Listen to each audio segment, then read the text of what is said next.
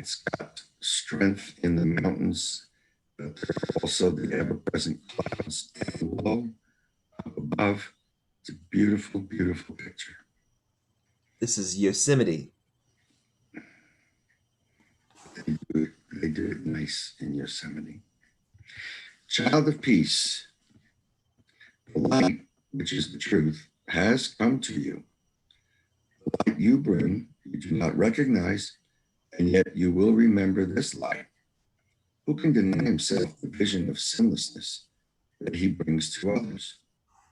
And who would fail to recognize a gift of a sinless brother that he let be laid in heaven through himself?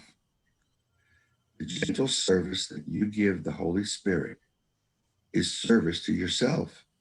You who are now the Holy Spirit's means must love all that the Holy Spirit loves. Let me try that again.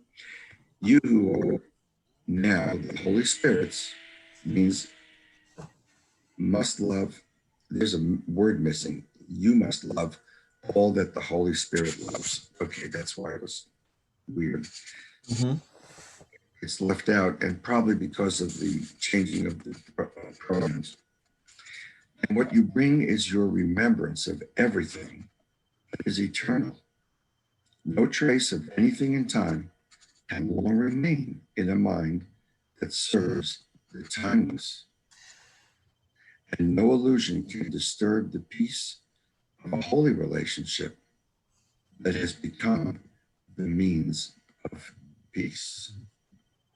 Looking at that sentence again, I think it's supposed to be, you who are now the Holy Spirit's means must love all that the Holy Spirit loves, because we are kind of the hands of the Holy Spirit. We're the action of the Holy Spirit in the world. Because we're the means, we have to do, is that Yes, parse right? yes, yeah, you had a better meaning for the word means. Yeah, the means to the end. Anyway, Yeah, that kind of means.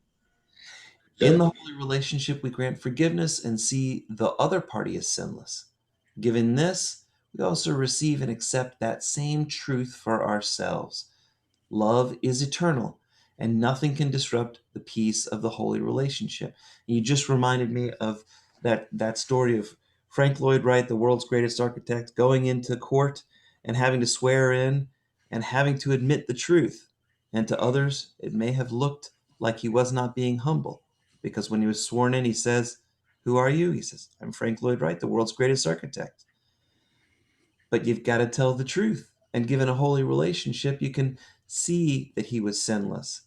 He can receive and accept that truth for himself, because love is eternal and nothing can disrupt the peace of the holy relationship he had internally. He was self-referential.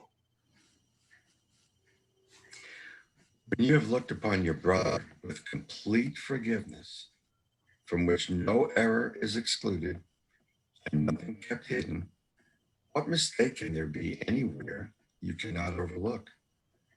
Answer to that's on page 481. I'm sure it is. What form of suffering could block your sight, preventing you from seeing past the form to its content? Let me read that again for myself here. What form of suffering could block your sight, preventing you from seeing past the form to its content?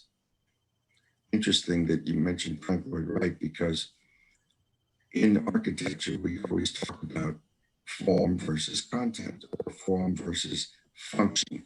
It has the same meaning as content to an architect. And it really needs to have both. You can't have one without the other. You can't just have a form that makes no sense. It looks real beautiful with the door on the second floor, but if you go out that door, you're going to fall down a lot. So you want to have both. And I think that's where he's going with this. And what illusion could there be you will not recognize as a mistake, a shadow through which you walk completely undismayed? God would let nothing interfere with those whose wills are God's will, and they will recognize their wills are God's will because they serve God's will and serve God's will willingly. And could remembrance of what they are be long delayed to those who look upon a brother with complete forgiveness and thus follow God's will? Choosing to remember the truth about your brother will bring about the remembrance of the truth about yourself. We will remember that our will and our Creator's will are one. You will see your value through your brother's eyes, and each one is released as he beholds his brother, as Savior in place of the attacker who he thought was there. Through this releasing of the perceived attacker who he thought was there is the entire world released. This granting of forgiveness to the perceived attacker is your part in bringing peace. For you have asked, what is your function here? And have been answered that your function is to forgive.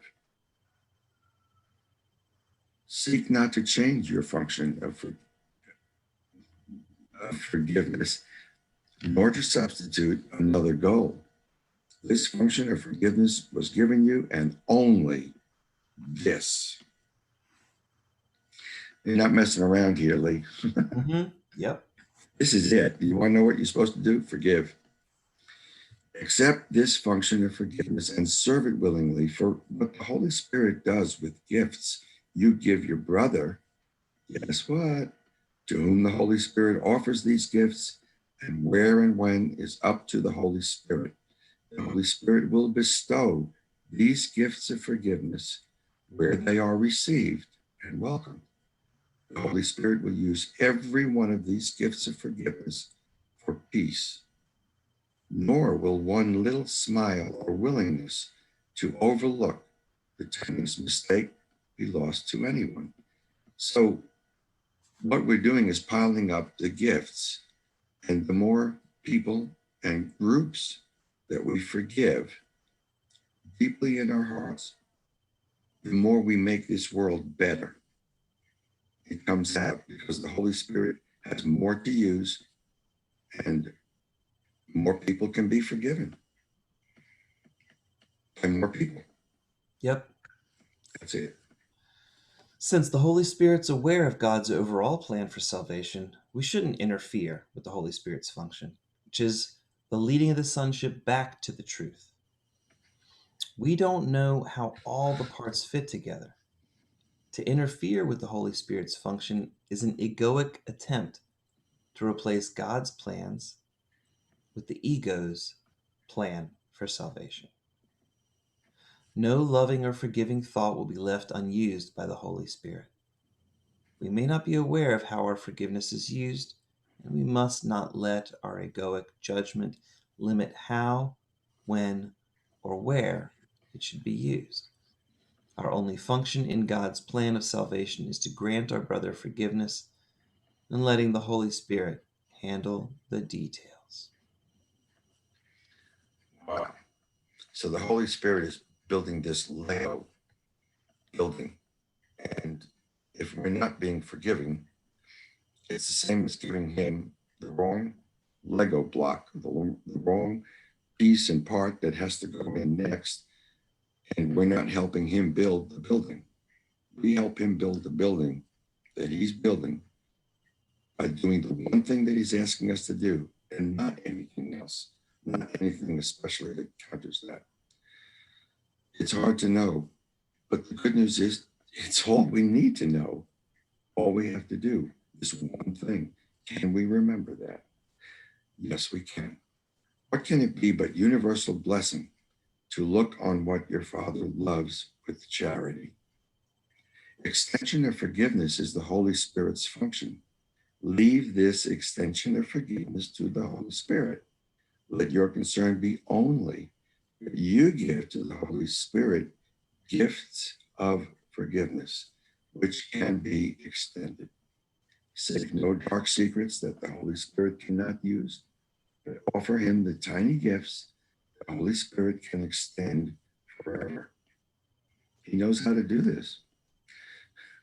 The Holy Spirit will take each gift of forgiveness and make of each gift a potent force for peace.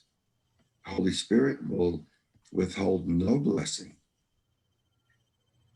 from each gift of forgiveness and love, nor limit each gift in any way. The Holy Spirit will join to each gift all the power that God has given the Holy Spirit to make each little gift of love a source of healing for everyone. Each little gift you offer to your brother lights up the world.